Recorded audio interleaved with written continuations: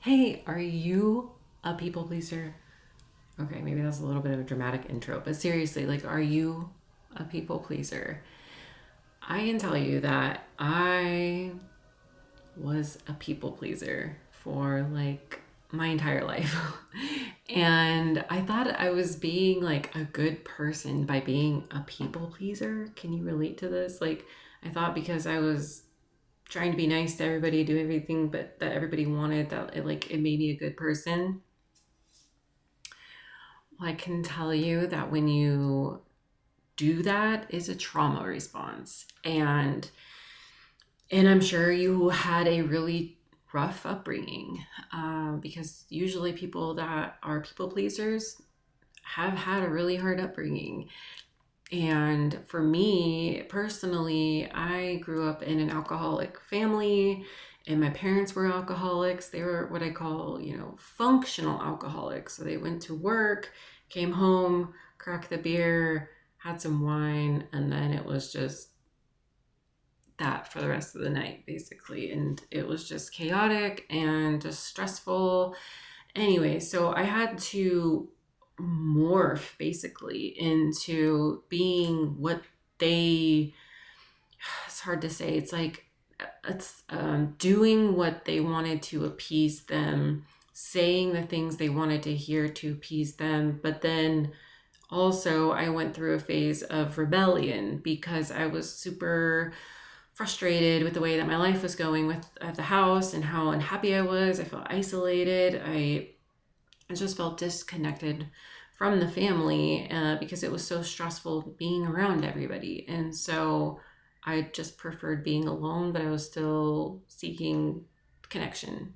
And anyway, so in order to get by and survive and not be in trouble all the time, you have to like just do what they want you to do in a way. And so then I just, learned this people pleasing habit, because I learned that if I was making others happy, that I was good enough or I was worthy enough. And consciously, I didn't think about it like that, but that's what it really was. And so when we have these tendencies to people please, if you find yourself maxed out emotionally, physically, energetically, and you are still committing yourself to things, that is a people pleasing tendency. So it's really important that you check in with you. And this is also part of, being a people pleaser, because that's what we learned to do to get by and survive in childhood and probably other parts of our life, along the way, is you've got to learn how to set boundaries. And for the longest time, I never really considered myself to have boundaries, or uh yeah, I was, it's like I had boundaries, but I didn't have boundaries. I don't know how to explain it. It's like in some situations I could have boundaries, but in some situations, like with my ex husband, he pushed my boundary. He just pushed through my boundaries all the time. But I kind of also just like was a pushover, and I let him because I realized like it would just be easier if I just was quiet and didn't argue and didn't speak up, because then life was just easier. I didn't have to hear him bitching at me. I didn't have to hear whatever shit he may have said to hurt my feelings. I didn't have to hear about it. And so I would just be like, whatever, like, and then I would just put on this persona like I'm just the chill girl, I'm the cool girl, when really I wasn't owning my truth. And that through time ended up in a very toxic relationship, like life threatening. Okay. In 2020, or no, 2015, I divorced my ex after leaving him, after escaping to a woman's shelter for 4 months to rebuild my life with nothing more than me and my daughter and a backpack of some clothes, just building our life from the ground up, literally just starting fresh. I literally left everything behind. It got so bad. I didn't want anything from that life that I had before. I unfortunately had to let go of my animals. I did get one cat back, but she was so traumatized. She had to go to a different home, unfortunately, that was better equipped to care for her. And anyways, so my point with that is people pleasing is extremely toxic trait. Okay? It is not making you a good person. It is helping you, or it is a part of you self-abandoning. You're self-abandoning when you are people pleasing. When you put other people's opinions, ideas, their value above yourself, and you are people pleasing, like you put them on a pedestal and you're people pleasing to make life good, to feel worthy, to feel valuable, like that is super unhealthy. And I'm being called to just say this, that okay, being nice and people pleasing are two different things. Okay, so the difference is being nice is you genuinely want to do something nice for somebody. Okay, like there's no fear attached to it or underlying emotion other than you just want to do something nice for somebody.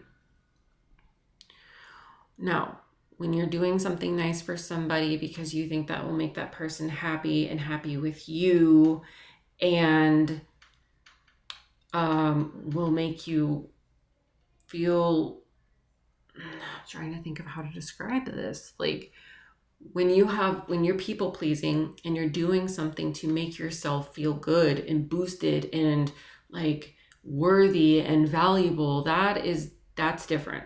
Okay, like if when you give something to give somebody because you want to see their genuine happiness unattached from your own emotional standpoint, then you are free. But if you are giving a present to somebody or doing something nice for somebody at the expense of yourself in some facet, you are people pleasing, and that's very toxic. And it took me a long time to figure out how to not people please. And I had to, basically it was, so I shared about my marriage that ended. So it was about a year after I left him, I got into another relationship. It seemed different, but it was still not completely healthy. And it wasn't until a couple of years down the road that I discovered that he was struggling with an opiate addiction. That was secret. He kept it from me. Looking back, I'm like, oh yeah, like I was just kind of blind to all those signs, probably because I didn't want to see it. But there was a lot of stuff going on that I just didn't see. He was really good at hiding things too. A lot of people that knew him were shocked. Anyway, after he nearly died in my arms from a secret opiate addiction, my world just went crashing down for a second time. I had this feeling inside of me that was just like, Heidi, you need to focus on you. Like, focus on you. Stop focusing on other people. Stop trying to help other people. Stop trying to fix other people. You need to help and fix you. Like, this was like a huge, like very loud voice in my head that just hit in the moments of me trying, like, just kind of decompressing from like everything that was happening.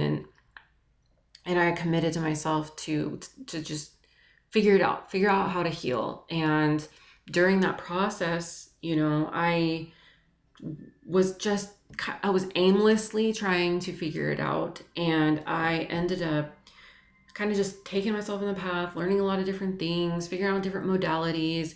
And then that process taught me about boundaries, and having boundaries is important. Boundaries is healthy. Boundaries teaches other people how to treat you. So boundaries is actually good. And that took me a long time to learn that boundaries is a good thing. I'm not a bad person for having boundaries. You are not a bad person for having boundaries. people conditioned you in your early childhood and probably, have been reinforced throughout your life, like having boundaries is bad. People made you think that. That is not true.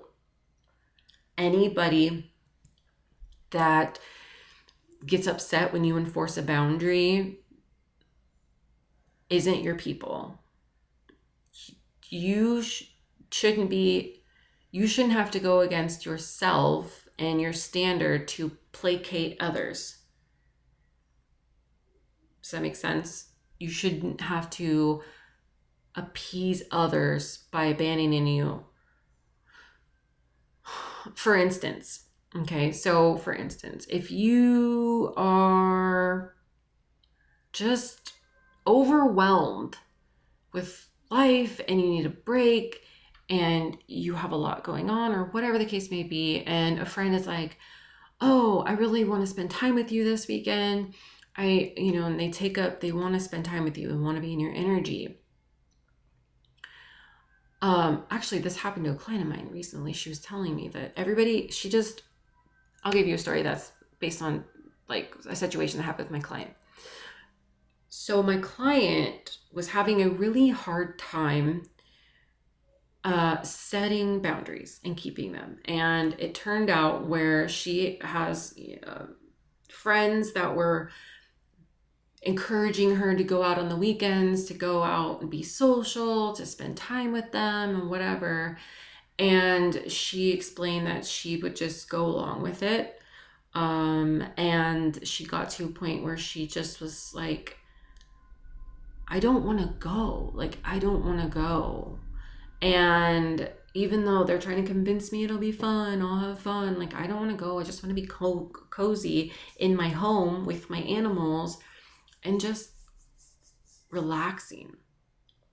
And it was hard for her in the past to set up boundaries. When we started working together, she got the confidence to stop, she stopped suggesting her boundaries and started affirming her boundaries, started enforcing her boundaries. And her life has already started to dramatically change from that alone. It's been freaking so cool to watch. So just by establishing your boundaries, you will literally change your life, because you will start making your life in alignment with where you want it to be and how you want it to be, and the people that are surrounding you and how they're treating you. If they're not treating you good, they don't belong in your life, okay? They need to learn like how to interact with you, how to be what you require of them in a sense. Like, you don't want to put yourself around people who belittle you and talk down on you and stuff. So you've got to set that boundary that that's not what you're tolerating anymore. Okay, so I understand that like there's a learning curve for some people, and as long as if there's somebody that's used to like belittling, well, they need to work on themselves, but also it could just be a pattern that they've grown up with based on how they were raised. So it's just also, you've got to not necessarily have to, it's not if you want to, but if you're around somebody that's like belittling and you're like, hey, listen, like, I'm not taking that, like, you're not going to talk to me like that anymore. I'm not going to tolerate it. And so like, if they, are continuously nonstop, like doing it, and they're not showing any effort to stop treating you that way, and then no. But if like they fall back into the pattern and they belittle you, and you're like, hey, you're like, oh, or they should be catching themselves. Like, they should be owning up to like, oh shit, like, I'm sorry, I didn't mean to, or whatever. But basically, you shouldn't. What I'm trying to say is that you don't have to put up with any behavior you don't want to put up with.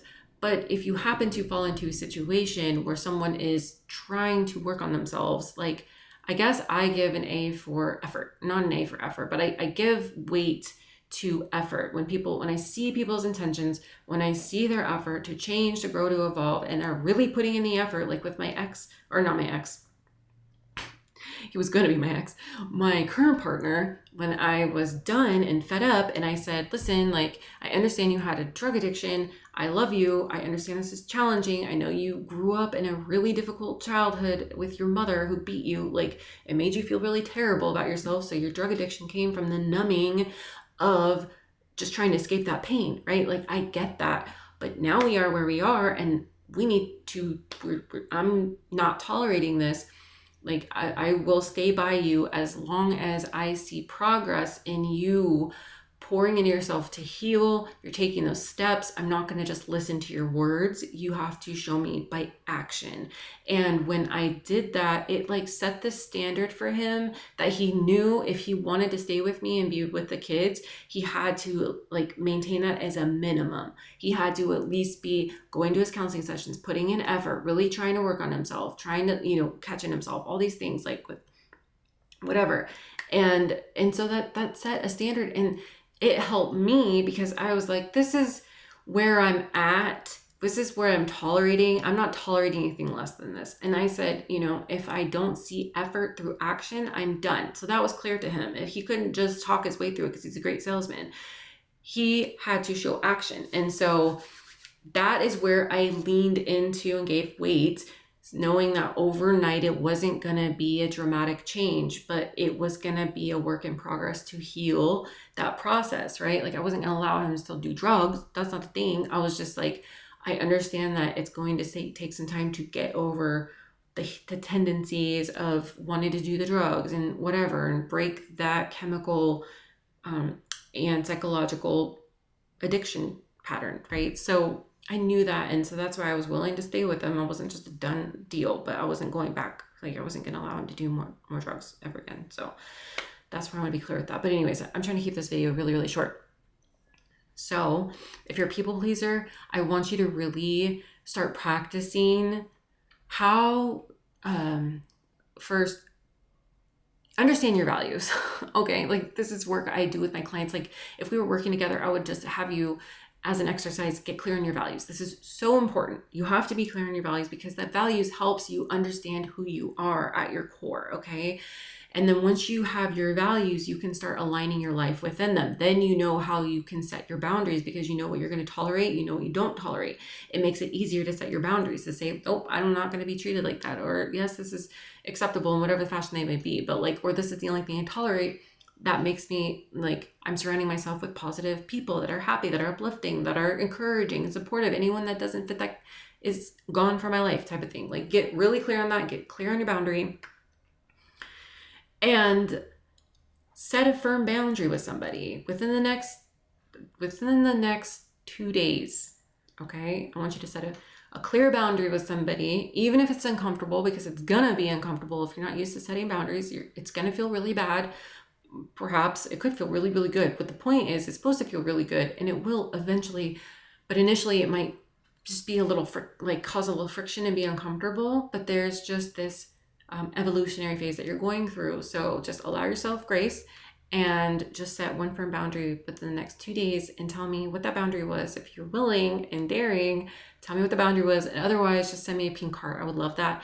And I'm reading all your comments. And thank you so much for being here. I love you. I'm sending you so much love and light. And if you are interested, I have a book called Magnetic AF, The Energetic Blueprint to Attract the Relationship You Actually Want. It's a mouthful, but it summarizes basically the book. And it's like the journey I went on from when I was shattered with my relationship when my partner overdosed, and the healing journey I took myself on, which then 2 years later, my partner he manifested into the man of my dreams. Like, literally everything I'd written on paper just a couple years before, and even showed him all the things, and he crumpled it up. Like, it's a crazy story. But if you want that, just put in the comments Magnetic AF or book, and I will get you the link so you can get a copy of that. It's amazing. It's life-changing. And there's a gifted hypnosis session in there for you too. So it's just, when you buy the book, you get the gifted hypnosis session to help you. And the book is literally infused with Reiki energy to help you. And my client's been working with me for the last 7 weeks. So 7 weeks of work. And she jumped her career salary, your annual salary, from $40,000 a year, she was making 7 weeks ago, to just last Wednesday, which is, so today is July 4th, 2025. So just last Wednesday, she was offered a job $40,000 more than she was currently being paid. And she felt so confident from the work that we're doing together. And she felt extremely confident, and she wanted to self-advocate, and she negotiated $5,000 more than what they offered, and they said deal. So this work is powerful. this simple exercise can be very powerful. The book will change your life. So if you want the book, again, put in the comments that you want the book. Happy to get to you. Anyways, otherwise, I'm sending you so much love and light, and I'll see you in the next one. Bye.